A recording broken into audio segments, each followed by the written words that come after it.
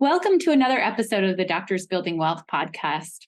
Today, we're really excited to have Dr. Hala Sabry joining us. And for all of you women out there, you know who she is. She's led PMG, Physician Moms Group, for quite some time and started it several years ago, and then has branched out to do all kinds of things, including starting her own business, coaching 1% women. So those are women who are business owners and then also leaders in the space. So we're going to hear all about her entrepreneurial journey. Welcome, Hala. Thank you. And I want to say, I think more people know you guys than me. I was just working. I was sharing with you before we started that I just started this, new job last week, like a clinical job, because I still want to practice medicine. So that's one thing I want to mention to you guys. Just because you choose entrepreneurship doesn't mean it's an either or, that you have to leave your old identity behind or the work that you love, right? Like you could do both, right? So I work when I want and how I want. But somebody was talking about real estate, and I was, talking about real estate with them, and we were talking about syndications and single family homes and my journey, through real estate as well. And they were like, "Do you know who Letty and Kenji are?" And I'm like, "Do I know them?" I was like, "Of course I know them." So I just want to say, I hope your ears were ringing last week, because there's so many people that love your work and are positively affected by it. So I'm so happy that you guys would even invite me to be in your space. So thank you. Oh my gosh, we're so happy to have you. Yeah. I think one of the things that sets you so apart from people is how you've built communities. So maybe that's where we start. And I definitely want to delve into entrepreneurship, but can you talk to us about community building? Because I know that's really the core of what a lot of people do who are physicians who are starting out and becoming entrepreneurs. Yeah. So I didn't even really understand what community building was. In fact, I got a big slice of humble pie. I was sitting with Barack Obama's national field director at a breakfast. It was an orchestrated meeting by people. And he was like, "Oh, so you're a community organizer." And I'm like, "No, I'm just a doctor." And he's like, "Yeah, but you lead this community." And I was like, "Oh, is that the name of it? Like community organizer?" He's like, "Yeah." I'm like, "Oh." He's like, "It's a real science." I was like, "It is?" I'm like, "Where do you get this education?" Because it wasn't at UC Irvine, where I went to college. It's a science school, And so he's like, "Yeah, it's like Barack Obama. That's what he was." And I was like, "Oh, I just thought he owned a couple of YMCA's or something." It's really embarrassing for me to even say that story, but it's true. I didn't know what a community leader was. But the truth is that, I built it, but I was doing it, but I didn't know what it was. And I think that I built it out of loneliness. A lot of people think that I have some master plan. I'm so smart, kind of like the Taylor Swift of, physicians, where I plan everything 10 years in advance and have all these Easter eggs, but it's not true. I built it because I wanted to quit, and I felt a lot of pressure. I thought, hiring a nanny and figuring out how she was going to match my shift work schedule. It was too hard, and that I would spend too much money. I lived in money scarcity as well. And then I had student loans. I laugh now, it's $151,000. And I thought it was you would think I was treating it like it was $1 million loan, and I was so suffocating. And so I was like, gosh, how do other women do it? And then I looked around and I realized I don't have any other women to ask.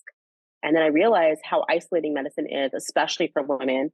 They kind of pit us against each other, right? Because there's usually only a certain number of spots for women. And so I had to learn how not to be competitive with women, but to be, or be wary of their competitiveness too, and really collaborate. And so I just started a group of 20 people just to ask, how do you guys hire a nanny? And now it's 120,000 plus. And now we're asking questions like, how do we actually fight for equity in medicine? How do we fight for increased wages? We built a national holiday. We've done a lot more advocacy work. So it's definitely grown.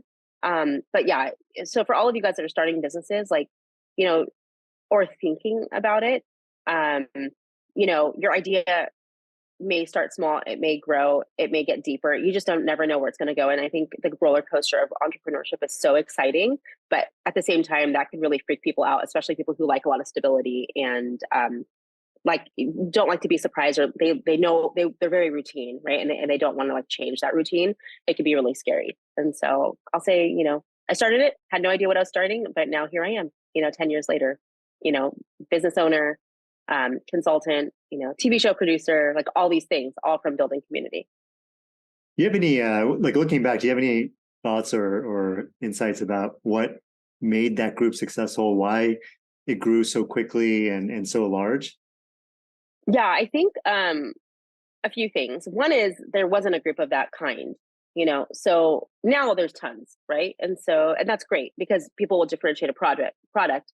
And I want to say, like, if you have a really great idea, like, that's what's going to happen is people are going to copy it, right? Like, so that's normal, right? And so that's good. But no one's ever going to be you, and they will always serve in a different capacity. And it's not anybody being better than the other, right?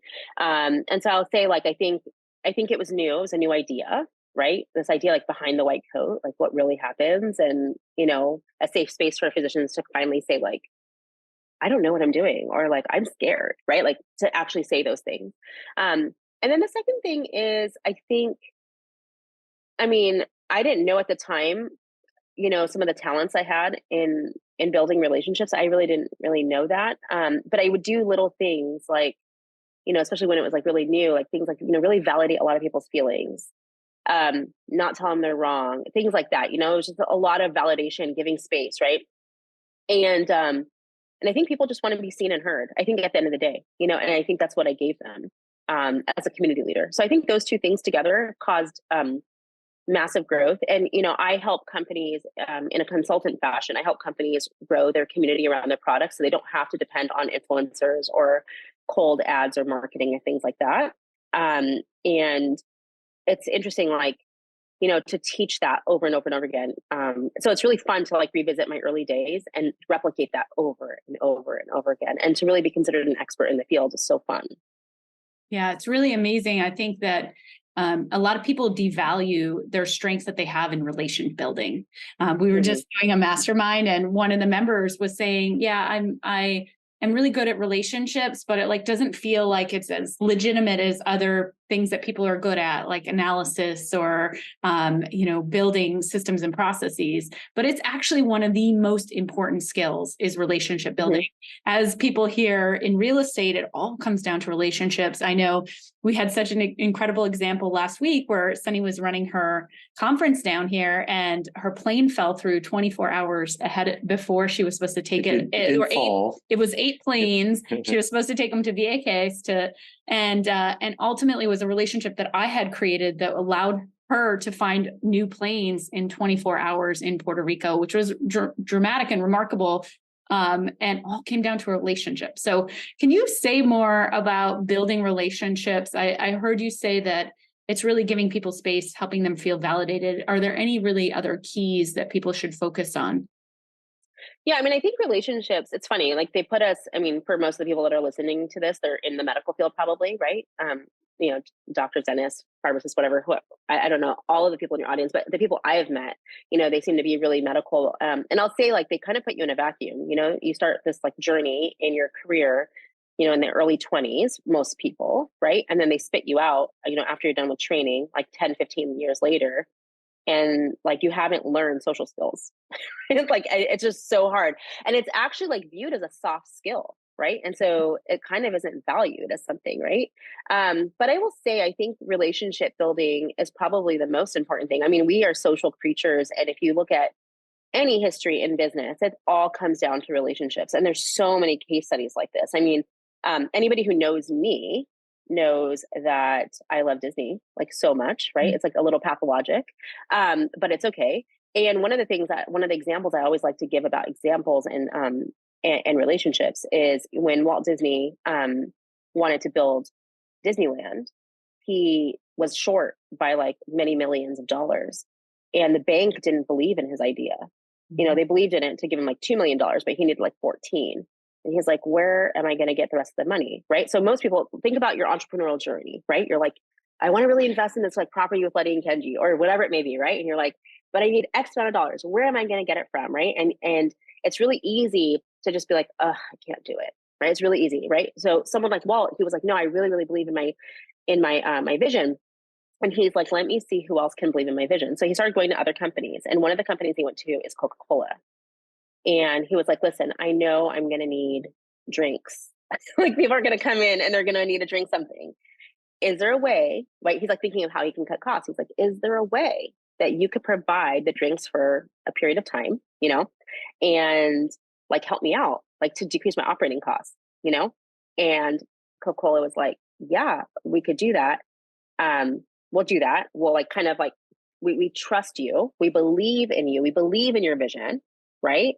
and everything that you've done. And he's like, hey, I'll repay you. And he's like, they're like, well, look, let's just repay. The repayment plan was not a dollar amount. It was like, you will never use a non-Coca-Cola product in your parks. Right? And it was a handshake. Until today, there is no record of this deal. They just know this, and because of trust and a relationship, this is how it's done. So if you're ever at Disney, look around. Everything they own is Coca-Cola. That's what it is, right? That's what they serve. And so I just want to say that, like, friends, the right friends of who you're around can help you get to where you want to be, right? And it's really, really important. We don't do anything in silo. We don't do anything alone. We're not, these unique creatures, right? We do everything together. So relationship building is really important. And networking, is a whole nother level of it. So I love that there's spaces like yours and, like mine, and 1% Women's Club, and a little bit of PMG too. But more of the 1% Women's Club is really that mindset of like, I'm building this, right? And you don't have people around you going, you shouldn't do that. You might lose money. Like, that sounds dumb, right? We have enough of that. We don't need another person in our life doing that. They're like, hey, how can I help you? Right. And so it's really, really special. And I've really enjoyed your friendship with me in that way too. I mean, I've had lots of discussions with you guys about that, even over breakfast, so I know it's been really fun to grow with people with a growth mindset. Can you talk to us about kind of transitioning and building PMG and jumping off that and then going and building this consulting business and then the 1% Women's Club? Because you've done a number of really unique, big things within entrepreneurship. And so I want people to hear about the variety available to them. Yeah. Yeah. I've been actually really quiet about that part. So I'm glad that you're asking that. So yeah, when I built PMG initially, I was just trying to keep up with it. I was like, I remember saying this word over and over and over again, this phrase, like I felt like every decision I made was going to cause the group to implode. And it was going to be like a fatal error. Like that's very dramatic wording, but I'm using the exact wording I used, about 8 years ago. And eventually I kind of got over myself. And in fact, I remember telling that to one of the CEOs of Facebook. His name's Chris Cox. And he had asked me like, how are you doing? And I was like, well, I feel like every day I'm going to make a fatal error and my group's going to implode. And he's like, wow. And he's like, you should hire a coach. And I was so mortified because I thought he was going to validate me. He'd be like, yep, that's how it is. Like, yeah, I know, me too. Right. And I also didn't know what a coach was. So I felt stupid, and I already felt like this like fraudulent feeling, like I was like this leader of the group. Right. But anyways, after I actually implemented those changes, right, then I started realizing like, oh my God, there's so many opportunities out there that I'm not even seeing because I was so in my head. Right. Mm-hmm. So what are the opportunities that I had? Well, people knew about PMG, right? Not only did Facebook know about it, and I eventually went to go work with Facebook. I worked for Facebook for a year. But they tell everybody about me, right? Like I'll get calls, hey, so-and-so at Facebook, told me I should talk to you. Like you're the expert, right? And so in the beginning, I was like helping all these people for free. So I want to tell everybody here, there was a lot of free stuff I did for many, many, many years before I even started collecting payment. Part of that was, just gaining experience. And part of that was I didn't know I could charge for that, right? So I'm glad I did that. Like I don't look back with that with any regret. But I remember helping so many other communities build, different companies were asking me questions. And eventually, one of my first paid gigs was I got Lionsgate reached out to me. Lionsgate, the production company, the TV show, before like the movies, right? And I was like, what is this, right? Like Lionsgate, how did I get into their ears, right?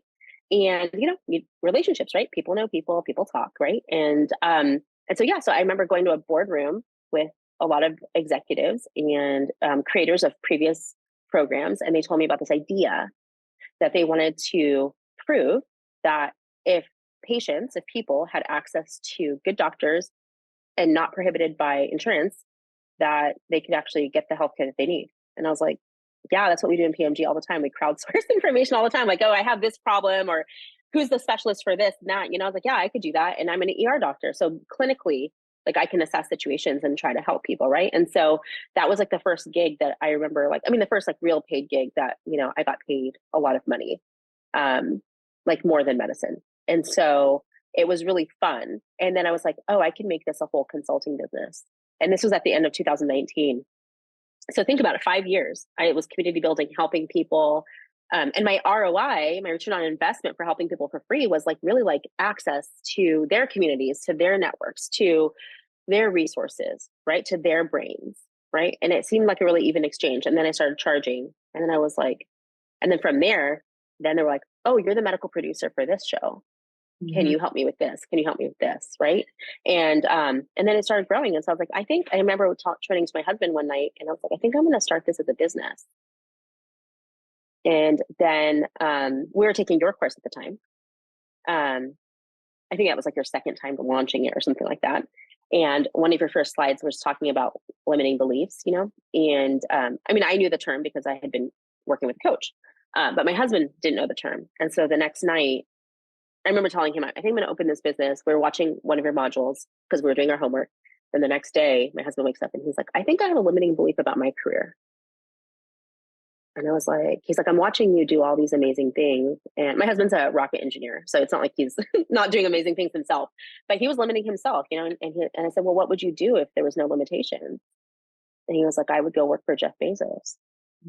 And that's what he does. And he presents directly to him. Right. And so it's really fun to see how the contagiousness of like even meeting you, Letty. I remember I met you at a retreat I threw in the spa and like meeting you. And I had just come off that TV show. We were in the middle of taping. Right. And then, you know, a couple of months later, me affecting my husband and, you know, it's just a ripple effect. Right. And so it's just, so I'll say that the road to where I'm at right now was not a straight line. It was a lot of free stuff. It was built with, I'll say there was 3 things I think that I had to overcome to get to the space I'm at now.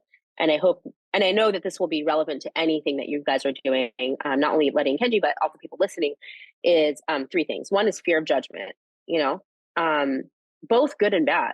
Like sometimes I didn't want people to tell me like I was doing a good job because I was like, oh man, now I have to keep that up.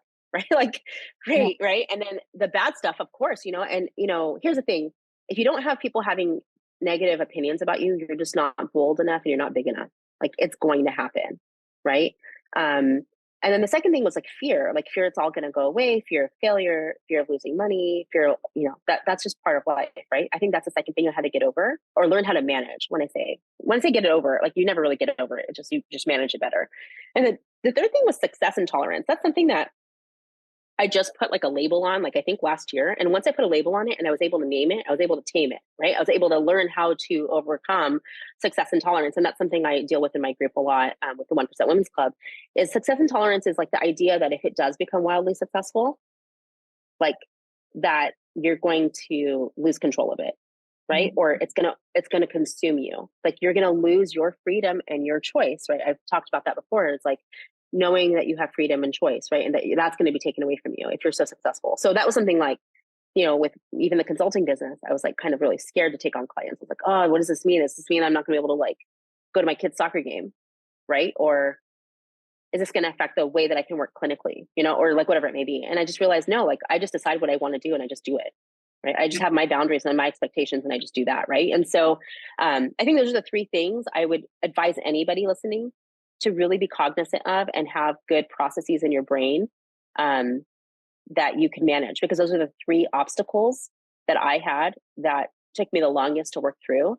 And now, you know, the way I view obstacles is they're just opportunities. They're just opportunities for growth. And I think those are the 3 ways I would advise anybody listening to grow.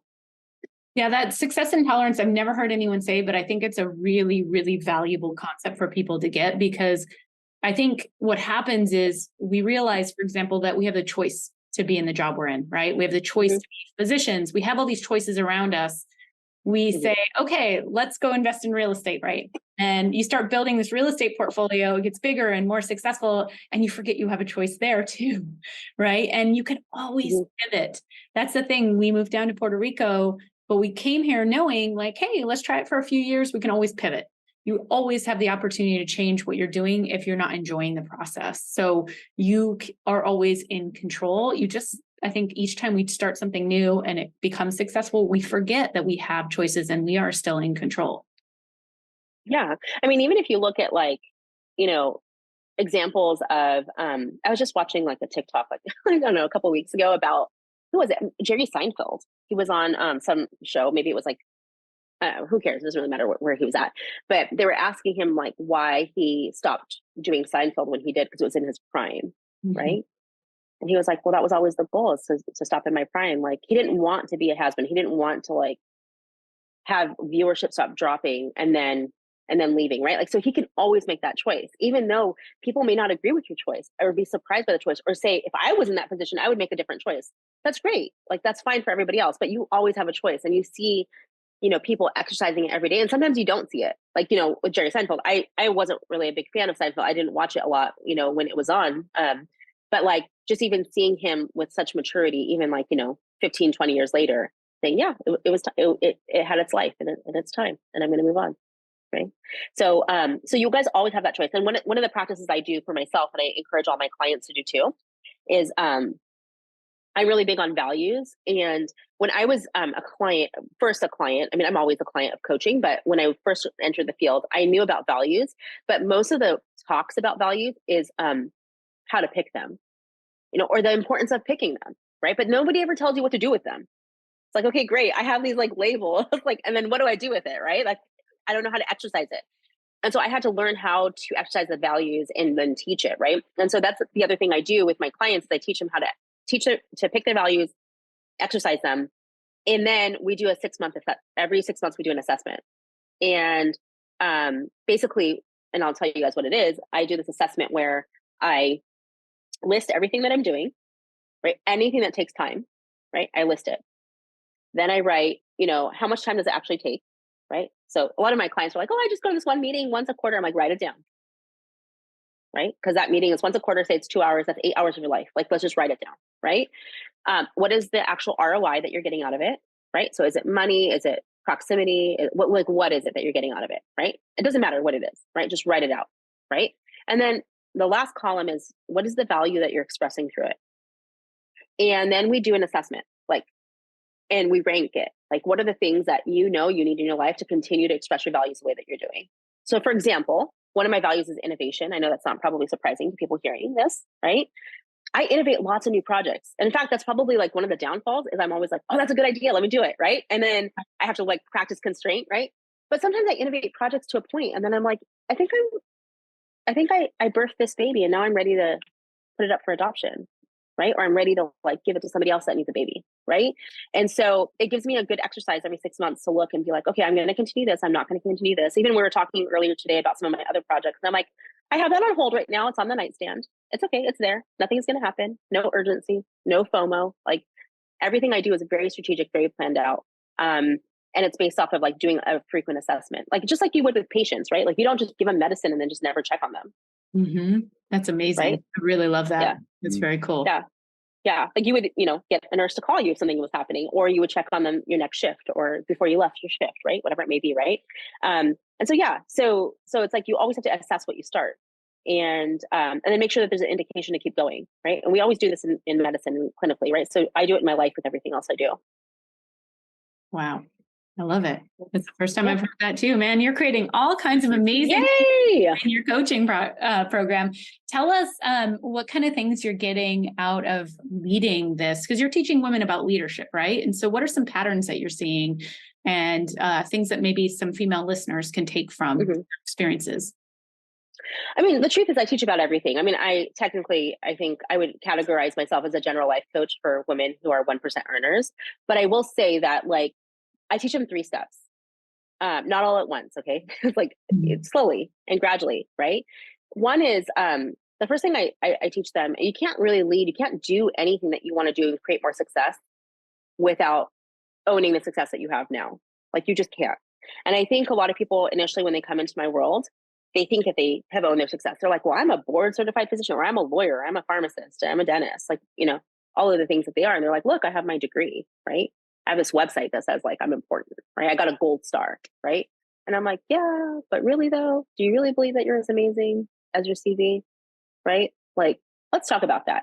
And so I have carved out 12 BS thoughts that are indicator to me that you haven't clearly owned your success, right?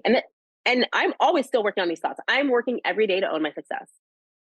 right? So it's not something that all of a sudden you own and then you move on to the next step. No, you're always practicing owning your success. Now, why is it important to practice owning your success? Is you cannot build more success on an unstable foundation. Just can't.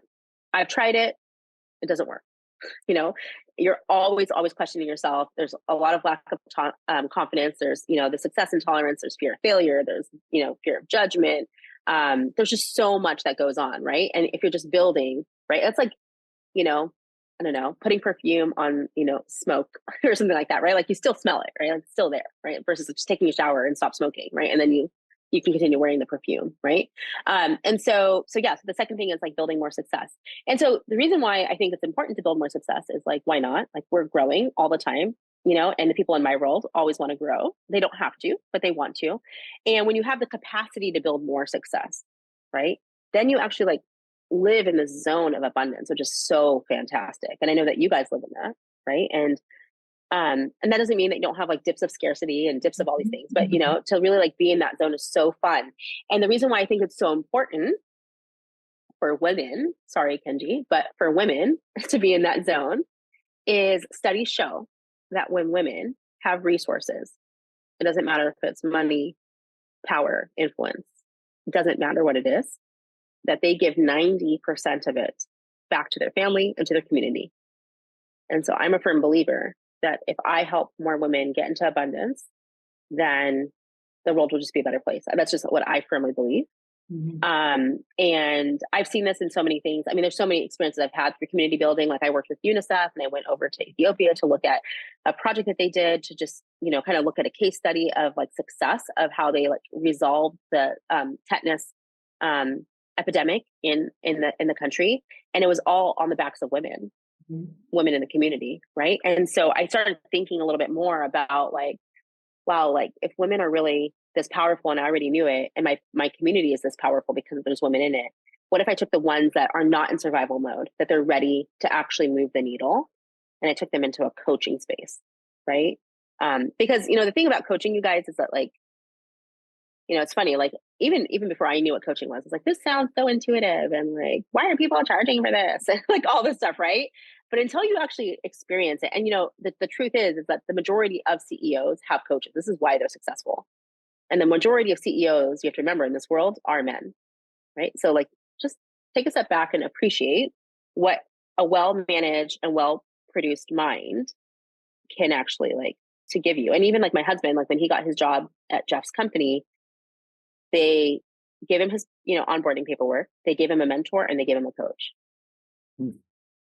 And even Facebook, when I worked for Facebook, I was a contractor, but for the employees, they give them coaching, a certain number of sessions a year, because these companies know that the less that you're thinking about yourself and all the ways that you can fail and all the negative talk and that soundtrack, if you could take it out of your brain, you actually create amazing, amazing things. And when you create amazing, amazing things, amazing value, that turns into money, right? We know that. And so I want my women to own their success, create a crap load of it, more, at whatever they want, whatever that means for them. And then really like just live their legacy, like live it, right? We all create a legacy.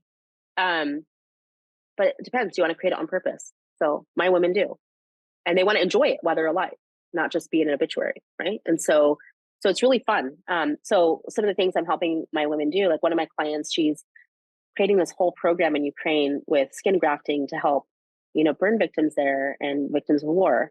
One of my women is creating an orphanage in another country. And one of my other women is an author and creating amazing content. And some of them are, one of them is one of your clients actually, that is like just totally increasing her portfolio of short-term rentals, right? So they're doing so many things. And some of them are just enjoying their life. They don't even have to build anything new.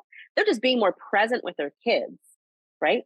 That is rich. That is wealth. I know you talk about wealth at the end of the podcast, but like, I think that's wealth, is actually really enjoying what you're producing. And you're just not this like robot, just producing stuff just to say that you're producing, or just to produce to think you have value, but you actually enjoy it, Yeah, I think physicians, and especially women physicians, we get in this cycle that we think that only by being productive are we valuable.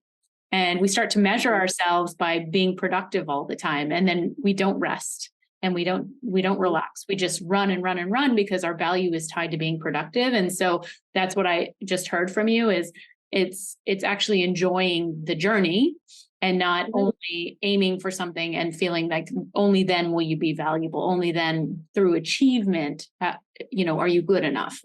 Because I do think that is something we as high achievers oftentimes get into as physicians, for sure. And especially women. Sorry, go ahead. I was going to say, especially women, because and there's a real history behind this. So one of the certifications I did is this feminist coaching program. And I know Bonnie has done it, and Bonnie's one of your coaches too. But one of the things I learned in that program, and it's led by a lawyer that she was a reproductive rights lawyer, and now she just does coaching. She doesn't practice law, but she's so fantastic. And she did this like almost like a deep dive. Like I felt like I was taking like a history lesson, right? And the reason why we are socialized to believe this, like there's so many reasons, but one of the reasons why is that in this country, especially in the United States, even though this affects women all around the world, women didn't have rights really until maybe like the 1920s. And then, BIPOC women didn't have really full rights until the 1970s. And you would argue that maybe we don't even have rights now. I mean, we can't even make a decision on having an abortion in, so many states, right? Like, there's so many things that we don't have the rights to do, and we're not looked at as valued. And one of the things I know I've talked about with you that affects like finances too, is, we couldn't even take out loans without permission from our husband, since, 1974 or something like that. And so, and the reason, that we were always told that we couldn't have the same as a man is because we didn't produce as much, right? Because it all came down to taxes, right? So it's like, well, men can vote because they actually pay taxes because they work, right? Women didn't really work at that time, right? And so it's like, well, if you don't have skin in the game, then you're not going to vote, right? So women are like, but wait, like the World War I happened and we were like covering for the men, right? So can we vote now? Right. And then that's actually how the suffrage movement happened. Right. And then now we're seeing like more of like the financial awakening. And that's why I fight for equity. When I started PMG, I kept focusing on equality, and I realized equality is not the problem. Equality is inevitable. It's going to happen. Right. Where we're going to have laws and we're going to go through our, trials and tribulations in medicine. We're increasing the number of women physicians. All of that's going to happen. But if we don't have equity now, we're not going to have equity then. Just like money scarcity. Like for all of you guys that are investing in real estate because you're like, oh, I don't have enough money. If you don't think you have enough money now, you can have $1 million in the bank and still think that you don't have enough money, right? Money is just a circumstance, right? We know that. So that's what I fight for a lot more is equity. And part of equity is what you were saying is like really understanding. And that's the way I coach too. I coach from understanding how we're socialized to believe, not only as women, but also as I have a lot of my clients also are BIPOC or they're first generation immigrants, right? And there's a whole nother mindset there. And, of like kind of being the underdog and having to prove themselves a little bit more than the other women that are here. There's like a very transactional nature of it. And I speak to that. I mean, it's my lived experience too. I'm first generation here in the United States, right? And so I speak to it as well. And that's a lot of the BS thinking I had to undo to actually create the success I have now. And I want that for everybody listening, for you, for everybody. So. Amazing. You're making such an incredible difference. And I get really excited hearing about all the things you're doing. And I just want to highlight also what you were saying a little bit ago about even if you have $1 million, you have $10 million, it's never going to feel like enough. Or if it feels like enough, you're going to be worried about losing it. Like that happens to people. And so you've got to start working on it now. And you got to let how much you have right now be enough. And that's going to set you 1,000%. up. You don't struggle the rest of your life and you're a billionaire and you still don't have enough or you're scared of losing it because you don't want to have money for the whole part of your life. And you literally can fix that right now. It's always a process, right? It's going to be something that maybe comes up down the road and you're going to have to tackle it. It's like everything. It's a process. It's not going to be one and done, but you can ultimately get a lot of it taken care of right now, even with the amount of money you have. So I hope people hear that too. So let's transition to the last couple of questions we have for you. So what is your definition of wealthy? We've talked a lot about money, but I'm guessing it's not. I know. I think the definition of wealth is actually living your life. Now, I think, what do I mean by that?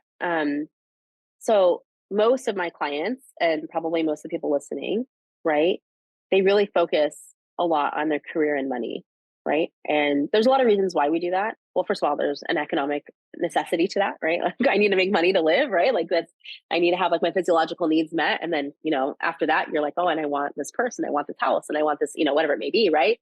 But I think, one of the things that I like to teach is actually living your whole life, right? And so there's 6 avenues that we can express our values from through.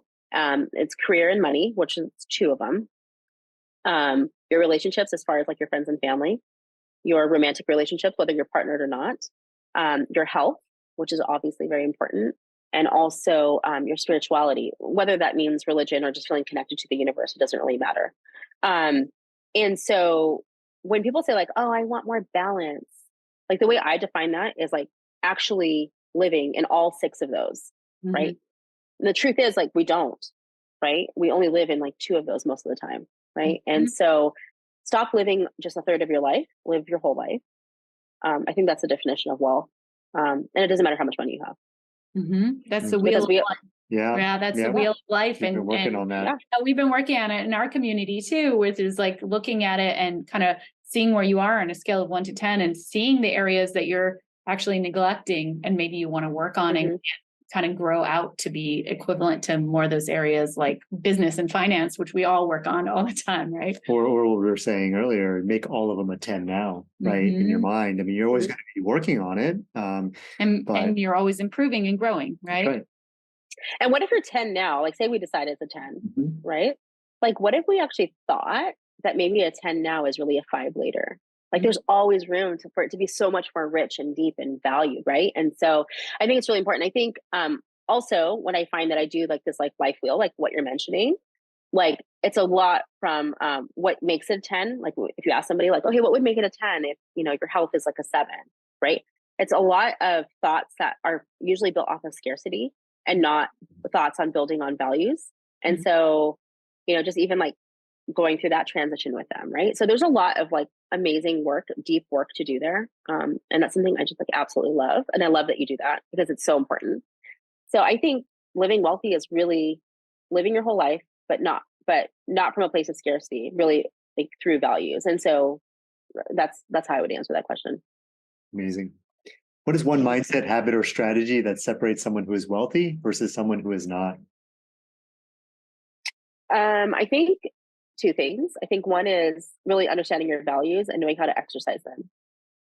And I also thinking like, I know we all have like a deep why, or we think we do, right? But really understanding what it is. And I think when we look at like big legacy makers, their why is very, very obvious. Like, so for example, like, Oprah, right? Like her, if you ever like do a deep dive on her, she's always said like she wants to be known as a teacher by highlighting and elevating other people's stories, right? And education.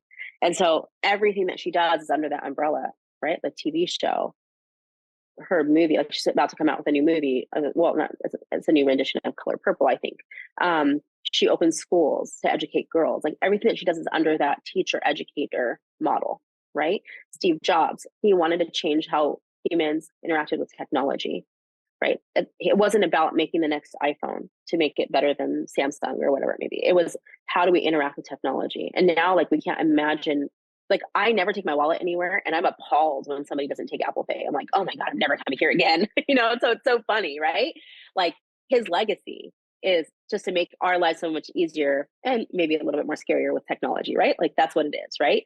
And so choose a why that's like beyond you, right? And then it's going to be easy to show up consistently for yourself. And so for me, my why, for my mission, and this was a huge shift for me, and I can tell you how I created that, but my huge why is like, I want to be known for helping create and promote and inspire more leaders, not followers.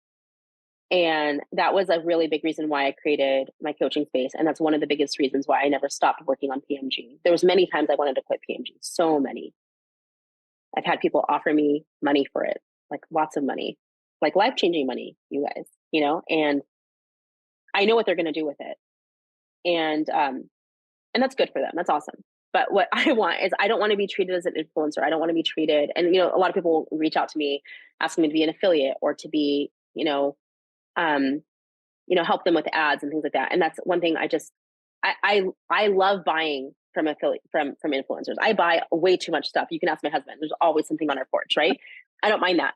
I just don't want that to be my legacy. You know what I mean? And I want to teach somebody.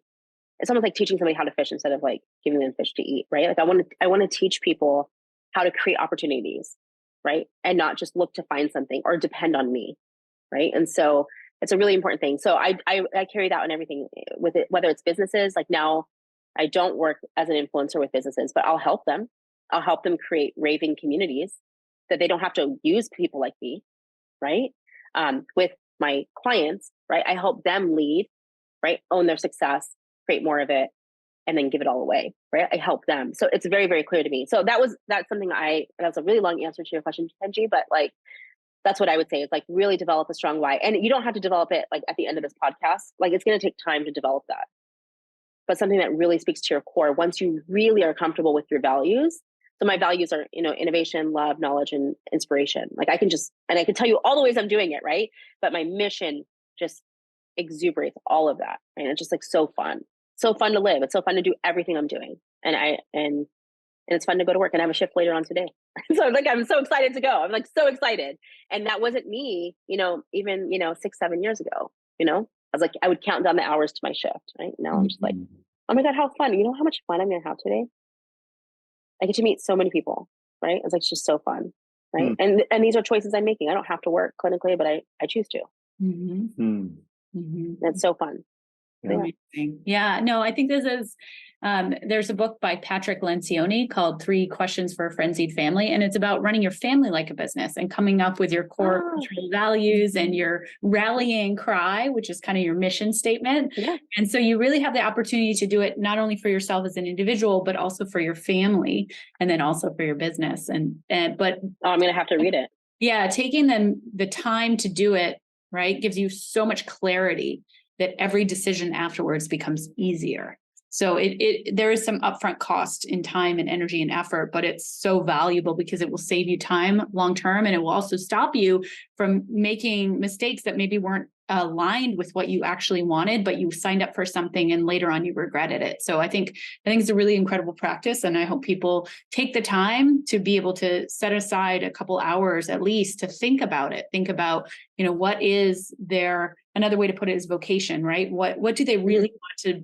be in the world and be seen as in the world, but also how do they want to affect and change the world? And then what are the values that they want to have to guide their life of who they want to be? So thank you, Hala. Can you tell people how to find you and how to learn all the stuff you're doing? Yeah, for people who don't know about PMG, and it is a co-ed space. I have four groups under that umbrella. One of them is only for women and the rest are co-ed, but you can go to mypmg.com and there's an area where you can apply to be part of the group. I do vet everybody, make sure that they do have the degree of MD, DO, or MBBS. And for those of you that are not, you can always reach out to me through there and ask, if there's another community for you, because I probably helped build that and I can always direct you that way. For people who are interested in coaching and actually like growing your mindset, then I have the 1% Women's Club, and that opens a few times a year. And the next time it's opening is I'm opening in June for registration for July 1st. And you can reach out to halasabry.com/club and you can get on the wait list there. But yeah, I think, and I answer all of my messages too. It's like if you find me on Facebook, however you find me, but just reach out. Like I think the one thing I don't want you guys to do is to like suffer alone, because that's how I started. And it wasn't until I reached out to somebody for help that I actually like created everything and actually I don't even think I would ever have met you, Letty, if I didn't decide to reach out and start creating spaces, right? Because then I met Sunny and Sunny met you. And it's just like this whole like, and I came to your retreat, right? Yeah. Yeah. Full circle. Right. And so it's just really fun. And so yeah. So thank you for having me. I really appreciate it. Oh, we love having you. And I just love seeing how you as a business owner have changed over the years too. All of us so much. All of us evolve and, get new skills and get new passions and bring people along with us, which is really, really fun. So it's been such a pleasure to see what you're doing. And thank you for spending time with us. Thank you for having me.